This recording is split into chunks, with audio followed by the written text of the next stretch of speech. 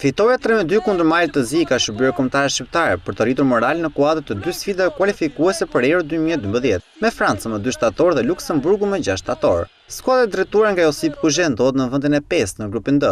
Megjithatë nuk është matematikisht jashtë garës. Me 8 pikë të grumbulluar në 6 ndeshje, Kuqizin kanë vetëm 5 pikë diferencë nga Franca kryesuese. Përballë me gjiret e Laurent Blanc në Qimar Stafa është shansi i fundit për të gjithë kombin që të vazhdojë të ndorrojë dhe skuadrën që të luftojë deri në fund në këtë edicion. Faqja zyrtare e UEFA ka bërë një krahasim të statistikave ndërmjet përfaqësuesit tonë dhe Francës, ndërsa theksonte se Shqipëria synon të kapë në befasi rivalet prestigjioz, të cilët janë dhe favoritët e grupit. Në duelin që do të zhvillohet të pas 3 javësh, Kuqizin paraqiten të pamposhtë në shtëpi. Ato kanë regjistruar 2 fitore me Luksemburgun dhe Bielorusin dhe një barazim me Bosnjë-Hercegovinën. Nga ana tjetër transalpinët kanë të njëjtën ecuri në sfidat e luajtura jashtë fushe.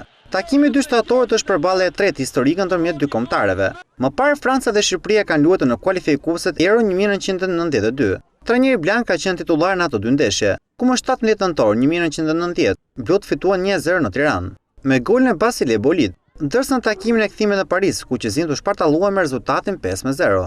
As trajneri Kuzhe nuk ka kujtime të mira nga përballjet me ekipet franceze. Në sezonin 1989-1990 në Kupën UEFA, kur drejtonte Dinamon e Zagrebit, ai fitoi 1-0 ndeshjen e parë në fushën e Okserit, por humbi 1-3 sfidën e kthimit në Kroaci.